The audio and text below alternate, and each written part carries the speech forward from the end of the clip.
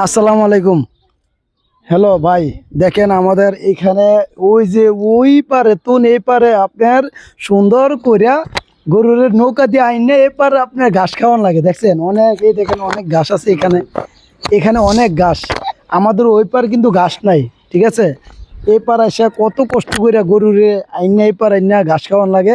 আমাদের নতুন সরকার যদি একটা ব্রিজ করে দিত, তাহলে আমাদের গরুগুলো, এই যে গরুর খামার আছে, হেরা কত সুন্দর করে আইয়া এই জায়গায় এসে ঘাস খেতে পারে। হ্যাঁ, এ সব শুধু রাস্তা দিয়ে খেয়াল করলে হবে।